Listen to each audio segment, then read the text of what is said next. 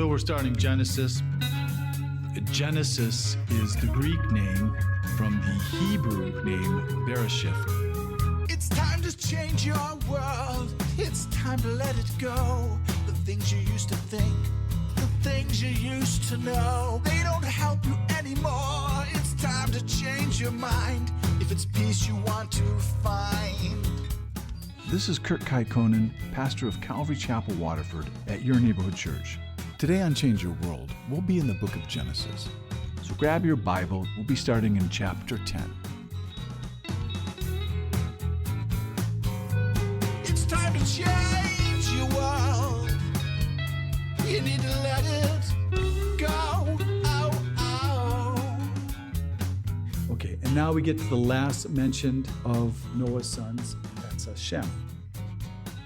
Now, Shem, you could call him a Shemite, and that's where you would get the word Semite, because Semite and Shemite, it's the same thing, which we know as a word for the Jews, but really all it means is people that actually descended from Shem. And then we're told that the children of Eber, that all the children of Eber came from them.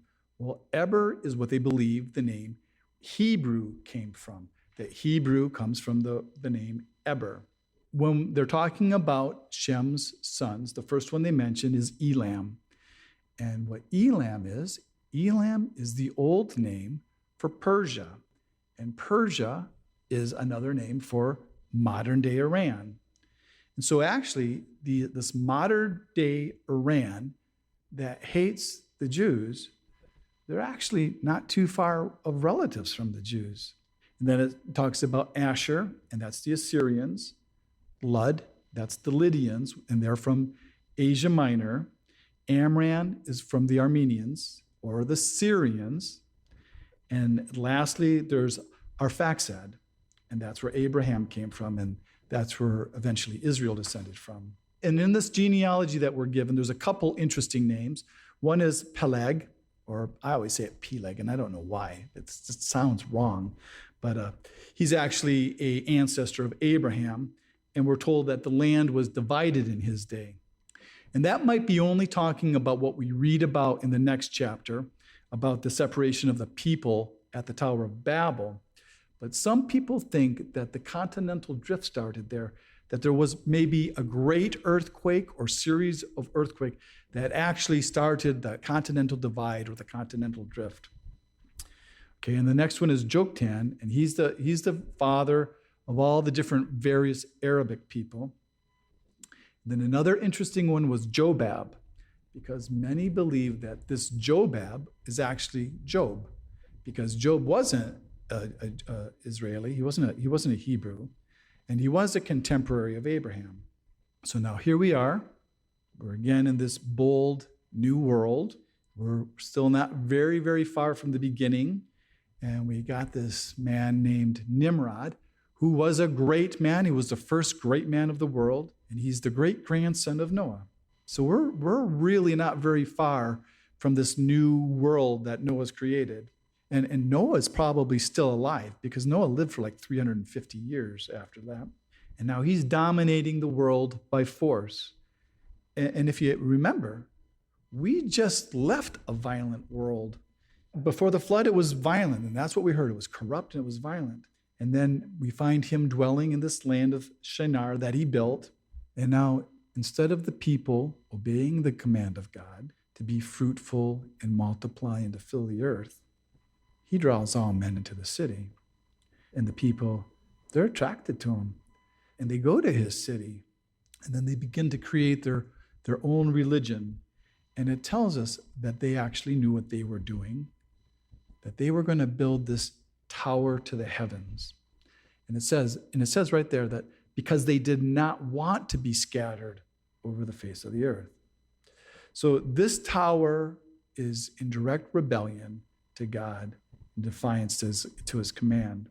And what they built there is they built a ziggurat. And you probably all know what that is. It's like a pyramid with different levels, and it has stairs that you can walk up.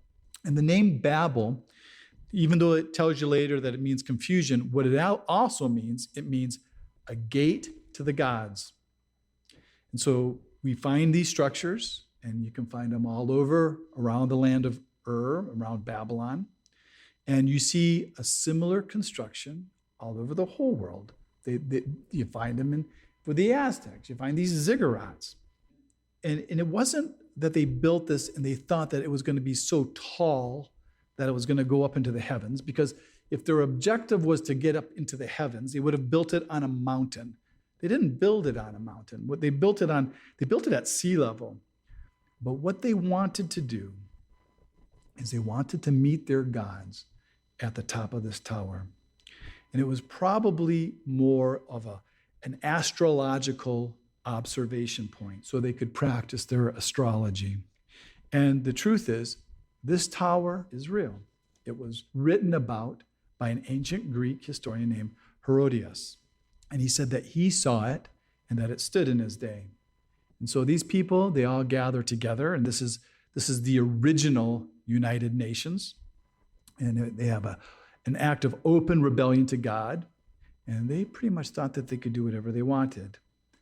But they went up, and instead of meeting their God at their gate, the real God, he came down. And when he came down, he didn't destroy them all.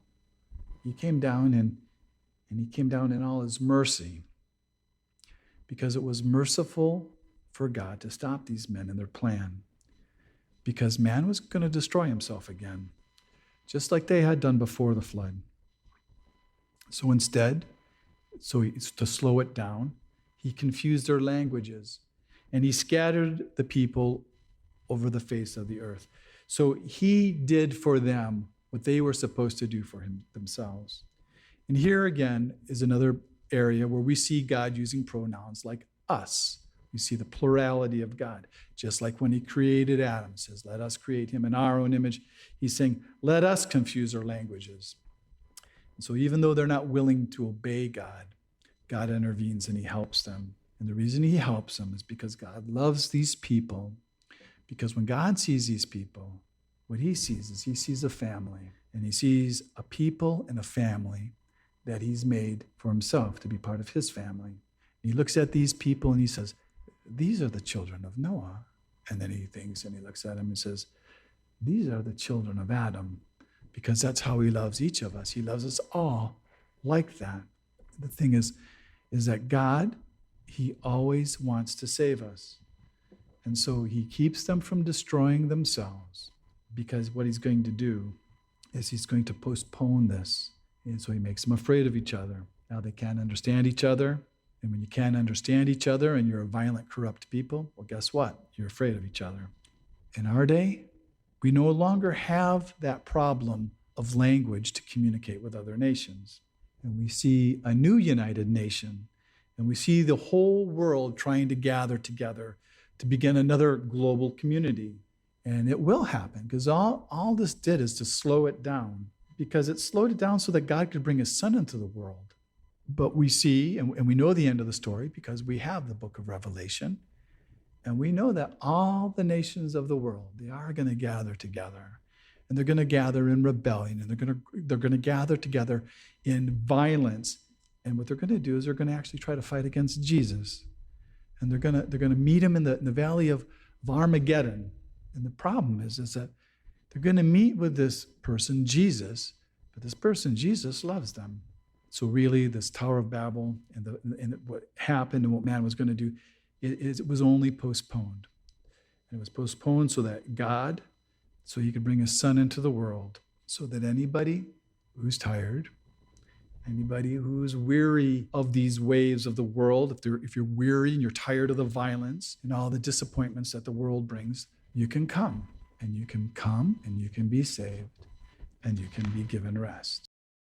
So last week, we ended with the Table of Nations, and where we saw the origins of many of these nations, and how God repopulated the earth through the sons of Noah, and how he scattered the people at that Tower of Babel.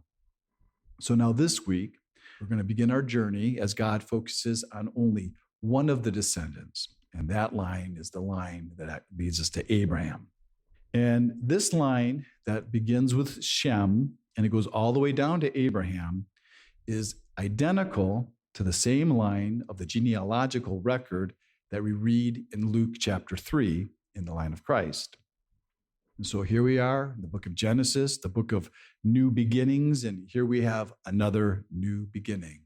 And now we're going to have the beginning of the Jewish race. So Abram, his name means exalted father. And this name was given to him when he had no children. And later on, God will change his name from Abram to Abraham, which means the father of a multitude or the father of many, like the song, Father Abraham and many sons. But Abraham is common for us to use, so what we're going to do is we're just going to call him Abraham. And even though all we read there, it said Abram. And this name, exalted father, it had to have been a constant reminder to Abraham and Sarah that they had no children. Because every time they would call his name, exalted father, it must have seemed to them of being a really bad joke. And at this time, when he's called, he's probably about 70 years old, and Sarah's there, she's probably in her 60s. And we read about Abraham, and he's mentioned many times in scriptures, and his title almost is Abraham, the friend of God. And there's nobody else in the Old Testament who was ever called God's friend. And so what this tells me is that I believe that Abraham was probably a great guy. I think he was probably very likable.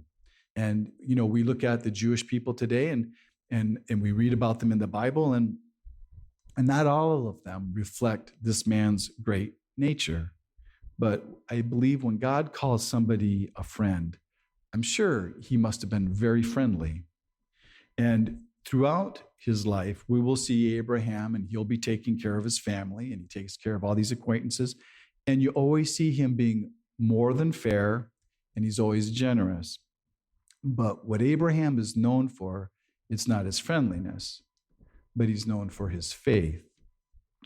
And as you see here, as we're reading, you see he doesn't really start out that well. But by the time we're done with Abraham and we see his life unfold, we'll see that he ends perfectly. Now, Sarai, Abraham's wife, her name means contentious. And it may have really fit her because she was a woman who couldn't have any children. And she was married to this man named Exalted Father. And a woman not able to bear children in that culture was considered shameful, that she had been cursed. It was as if she had done something so wrong that she's been cursed by God. But later on, God changes her name also, and he changes her name to Princess, which is Sarah. And that's what we're going to call her from now on. We're going to call her Sarah because Princess is a much nicer name than contentious.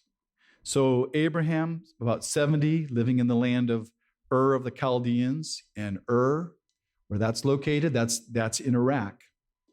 And it's not really far from what we read last week in the Tower of Babel.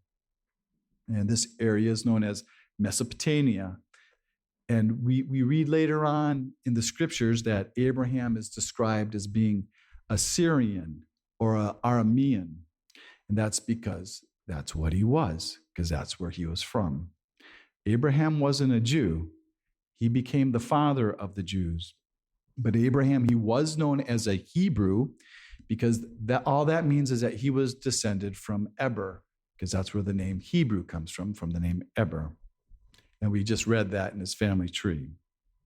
Now, Abraham, when he was in Ur, he was an idolater. In both the city of Ur and also in the land of Haran, they worshiped the moon god, which was called Nana. Now, I had a Nana. She didn't worship the moon god. She was a Catholic. This Nana was a man, and it was the moon god. And they worshiped many other gods, but that was their main deity in that area. And you realize that their gods were the same gods that the Canaanites served and all the different people served. They just had different names in different locations. So Abraham, he's an idolater. He lives in Iraq, and he's been raised by idolaters, and now God intervenes in his life. And so at 70 years old, God called Abraham. Abraham did not deserve it. He didn't earn it. It was God's mercy. It was out of God's grace. And God had a reason to call Abraham, because through this man, Abraham, God was going to save the world. And we get a little bit of background of the call of Abraham in the book of Acts in chapter 7, verse 2. And it says, this is when Stephen was being stoned to death, and he was giving to the Jewish leaders a little history of their history. And he says, the God of glory appeared to our father Abraham when he was in Mesopotamia before he dwelt in Haran. And he said to him, get out of your country and from your relatives and come to a land that I will show you. So God appeared to Abraham when he was in the land of Ur of the Chaldeans, and he told him to go to the land of Canaan. But Abraham was only supposed to take Sarah, his wife, because God told Abraham that he was to leave his family. But we read here that Abraham took all of them with him. He took everyone except for one brother named Nahor and his brother's wife named Milcah. And those people, they'll show up a little bit later in the book of Genesis when Abraham goes to find a wife for his son Isaac. Okay, so here we have Terah. Now, Terah, that's Abraham's father. And so he's the patriarch of this family. And it's a patriarchal society. The father is the head. And he decides to go with Abraham. And he not only decides to go with Abraham, he brings along his poor, young, orphaned grandson, Lot, who happens to be Abraham's nephew. So in my mind, this looks kind of like the Beverly Hillbillies. It's kind of like a mismatched bunch of misfits. And the Lord, he wants to do a work, but I don't think it's really through these people, because it's like you got Granny and Jethro, and they're going to go along with Jed and Ellie Mae. And they're packing up the car, and they're going to go to Beverly, but instead of Beverly, they're supposed to be going to Canaan. But they don't get to Canaan. In fact, they don't even get very far. They only got about 500 miles, and they ended up in this place, this town of Haran. But Abraham, he wasn't called to Haran. He was called to go to the land of Canaan. But they stopped in Haran. And the reason possibly is because Terah, he was very old. He may not have been able to go any further. And so they stayed there in that land of Haran, to that city, until Terah died. And he died at 205. So now we have this middle-aged couple. They're childless. And now they're basically stuck taking care of Lot. Because Lot, he doesn't have anybody else. And they don't have any children of their own. But I don't believe this is the way it was intended to be. Because when you study Lot, you study Abraham's life, Lot only brought trouble into Abraham's life. He had to save Lot when he was captured. And you see Lot go off, and he makes his home in Sodom with the wickedest people of the whole land of Canaan. So I don't really believe Terah and Lot, they were called to go with Abraham, that God did call him to leave his family. And I say sometimes I think this looks like us. Sometimes God calls us just like he called Abraham, where God has revealed himself to us, and we find out that God, he has this plan for our lives. And when he calls us, and when we're called to go somewhere or to do some kind of work, he doesn't call everyone to go with us. So when we get saved and we know God has a plan for our life, we're not supposed to really be dragging our old life with us. He doesn't intend for us to take all our old friends or our non-believing family along with us. He doesn't even always call our believing family, because the way God calls people, he calls each of us, and he calls each of us alone. Now, I'm going to suppose that Abraham had told Terah and he had told Lot about God's revealing himself to him and this call that he had on his life. And he probably told him about all these promises that God was making him. And I'm going to suppose they also believed it. And they had joined themselves to Abraham's vision. But it's not what God said. God didn't call Abraham to a group project. And he doesn't call us usually to a group project. Even though there may be others alongside, we're all called separately, but we may be going the same direction, but we're all called alone. Because when God calls us, he calls us to a work, and that's a work that he's prepared us to do. Or when he calls you, he's called you to a work that he's been preparing you to do. And if you notice, God never spoke to Abraham that whole time that he was in Haran. And he doesn't speak to him again until he's in the land of Canaan. He doesn't speak to him again until Abraham actually does the very first thing that he told him to do. And so sometimes in our lives, God's already told us what to do. And it could have been sometime in the past, and we may have got off track, and we might have been spending some time in Haran, and maybe we even haven't heard God's voice in a while. And we're waiting to hear that next step God has. But sometimes he's not going to give us that next step until we're obedient to the last thing he's told us to do. But here in Abraham's life, all it's done is it's only postponed this work that God wanted to do in Abraham and Sarah's life. So Abraham's disobedience, it did not take God's plan away, because this plan was never dependent on Abraham's obedience. Because God's plan is to live through Abraham to bring his son into the world. And God's plan of bringing Jesus into the world was never, ever dependent on man and man's obedience. And it's God's mercy that he continues to work in Abraham's life. And what this should do, this should give us hope, because we're told that Abraham is the father of faith. And you can see that his faith, it's not perfect, but it'll get better. But he didn't always have complete obedience. He's like us. And God still led him, and God is still going to carry out this plan that he has for Abraham's life. And Abraham is going to learn obedience. He's going to learn to act in faith. But the truth is that through his disobedience, it really caused a whole lot of hardships that he never had to have. It caused a lot of tears for him and for Sarah.